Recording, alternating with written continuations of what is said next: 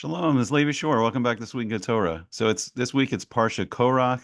It's Korach's rebellion and the famous midrash of the wife of Onn ben Peles. And she gives some very wise advice to her husband, and it can really help all of us out in this heated, presidential election in America we're all headed up to. Trump versus Biden. Who knows? There could be a big switch soon. Who knows? There could be a big switcheroo.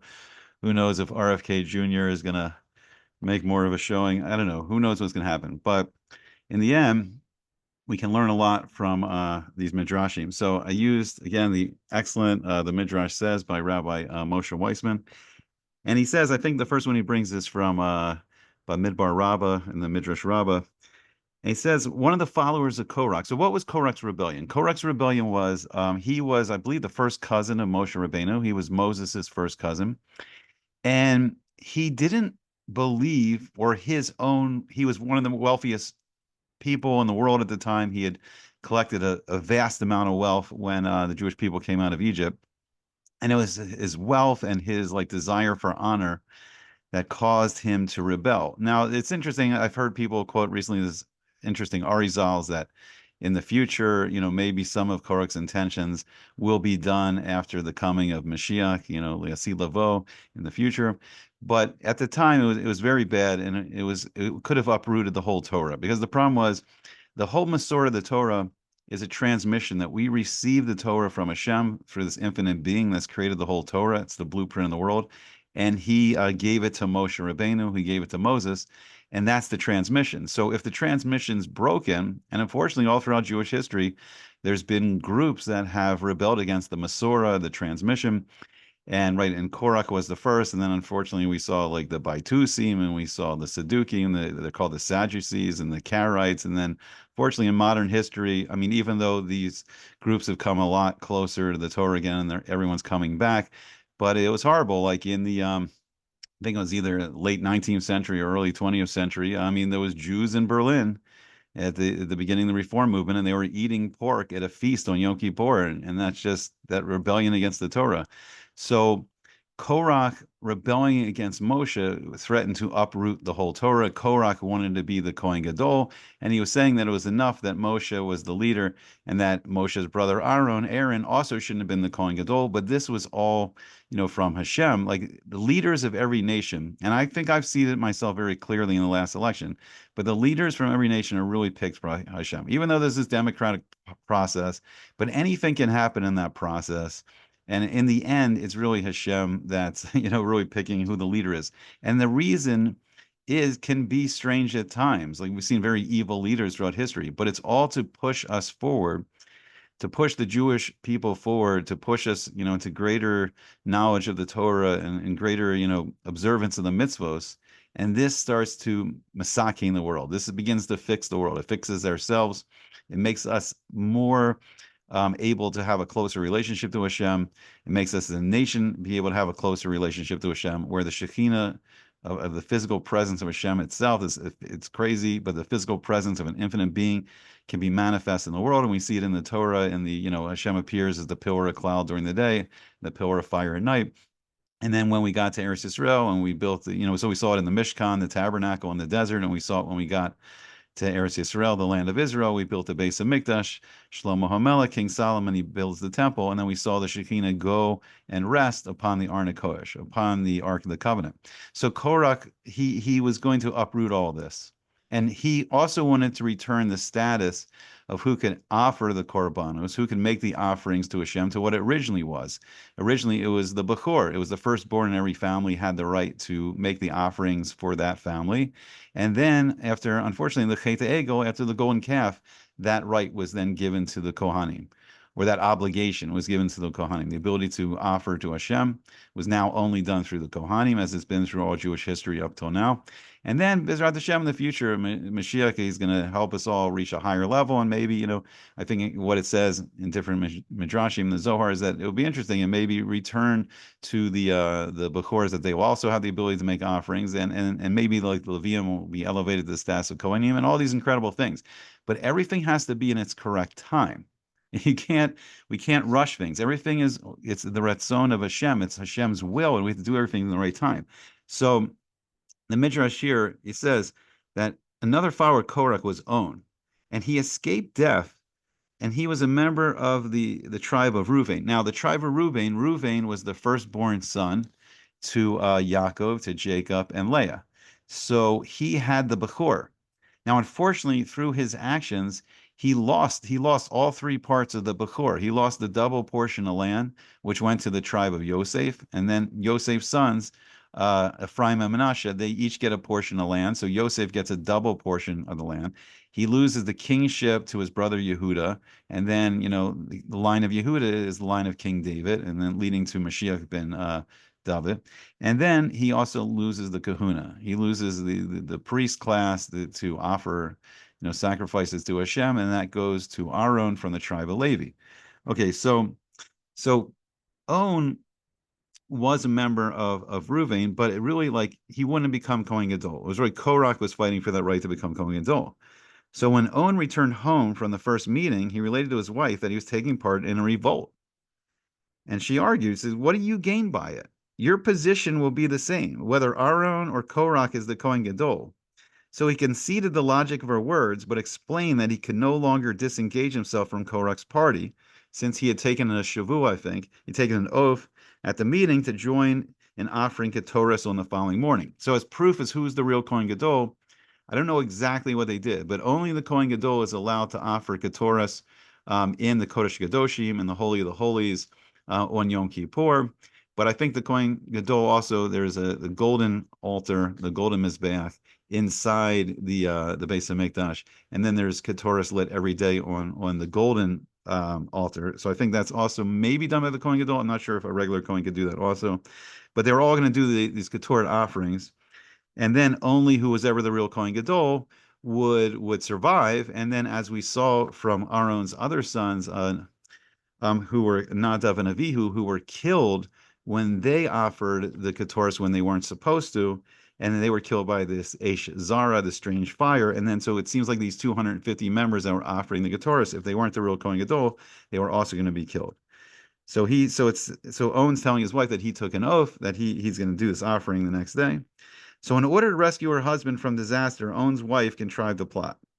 She mixed a strong drink to put him to sleep, and then she and her daughter uncovered their hair and sat at the entrance of the tent. When Korach sent a messenger to summon On, he turned back at the sight of On's wife and daughter.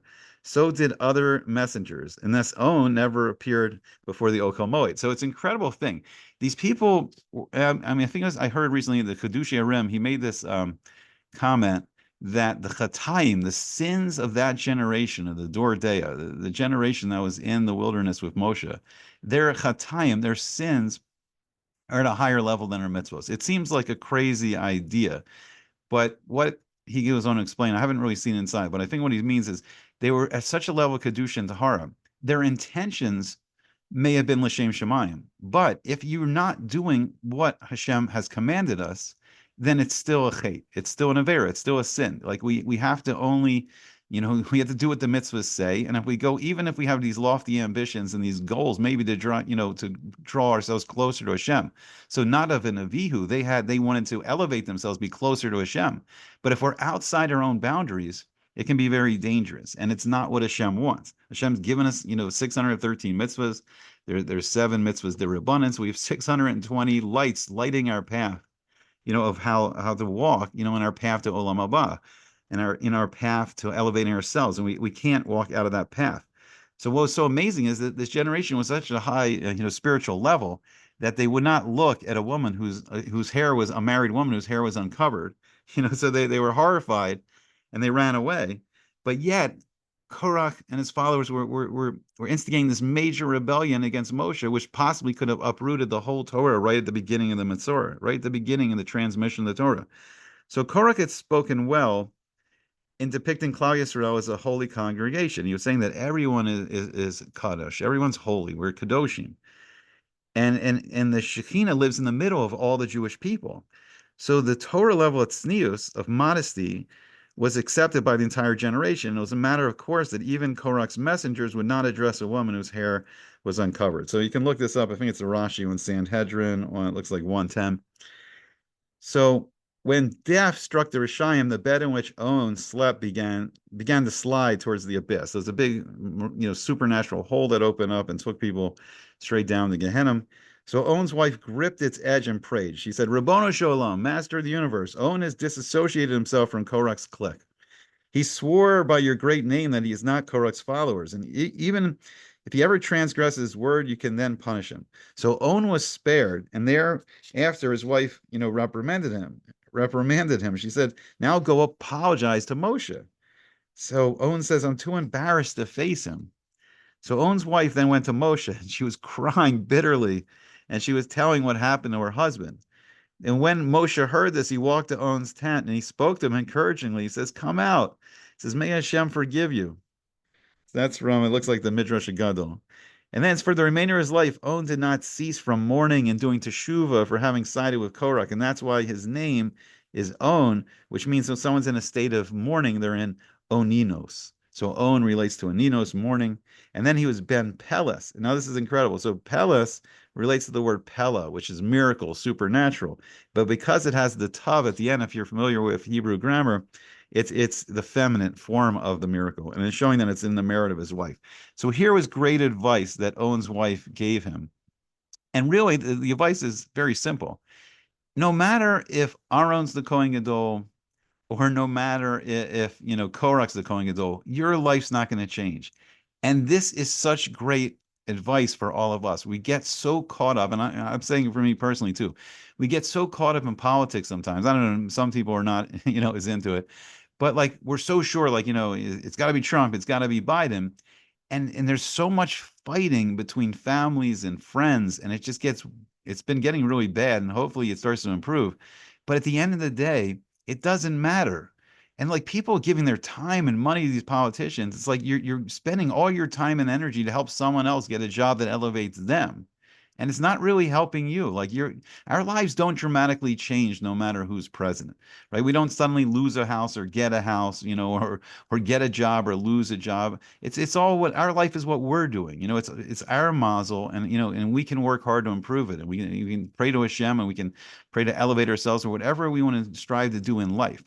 And the other thing that's so crazy is like these are not moral leaders. These are both of them. I mean, I want to say like, I mean, personally, like I lean, I do appreciate the fact that Trump moved the embassy, to Jerusalem, and he declared the Golan Heights, and he did some nice stuff for the Jewish people. And I'll be honest, and Biden, like, I'm not thrilled with like, the effort he put into rescuing the hostages, but like it was a good show of strength that he did send these two, aircraft carrier groups, to Israel immediately, after, October the 7th. But however you want to look at it, at the end of the day, who really is helping us is Hashem. This infinite being, that we are a special nation that are connected to Hashem for 4,000 years. And that's who's really sustaining us.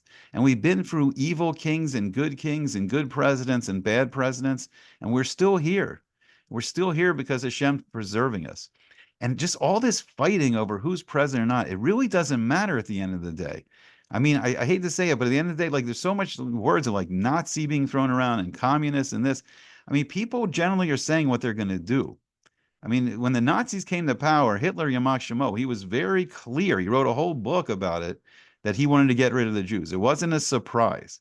Now, what we should take seriously is when the Palestinians are saying from the river to the sea, and Iran saying they want to wipe Israel off the map, take them at their word. So, I mean, if if you feel, you're supporting the person that best, is good for the Jews, that's great. And if the other person, chooses something else, that's great. Because at the end of the day, no one's voting for who they think's bad for the Jewish people. Everyone in their own political, bias or whatever is picking who they think's good for the Jewish people. So we may think someone's wrong or not, but the truth is, the more unified we are, and the less we let politics get in between us, this is the great wise advice of the wife of On Ben Peles. At the end of the day, our life's not going to change necessarily because of the leader. Now, we don't want to obviously vote for someone who's like a mamish Nazi who says he wants to, kill the Jews. But even if those events transpire, who's going to save us from all those horrible things is Hashem. So I don't know. I think it's just great advice. And it's just like the less we're letting politics tear us apart, the more united we are, and especially the more we're united with Hashem, then these things are not going to matter. It's not going to matter. And eventually, Bezrat Hashem, we're going to get to a really good leader. We're going to get to see Mashiach. We're going to get to see a leader who is a moral leader, who teaches people great wisdom of how to come close to Hashem and how to improve ourselves and how to have the best life, how to really get the blessings of life. So, the Jewish people should be back in Israel, and we don't have enemies living in Israel. And every Jewish family inherits their own portion of land. And then people get to raise massive amounts of their own crops and food. You don't have to run to the supermarket all the time. You can raise your animals, and you can have everything you need for your family. Just a vast fortune of an estate is what Hashem's promised us. So there's something much better than what we're fighting over right now. And really, we're fighting over who's our secular leader in Gullus and our exile. And really, unfortunately, more of us, B'ezrat Hashem, soon will start praying that we get out of this exile and we start working hard to get out of it and get the reward promised us of the Gula, the redemption. We're finally redeemed after all this time. The Roman exile, it's been 2,024 years. Okay. That's Parsha Korach a little bit. B'ezrat Hashem, I may do another one. We'll see. But I hope you enjoyed it, and I really do hope to see you back again soon on Sweet Good Torah.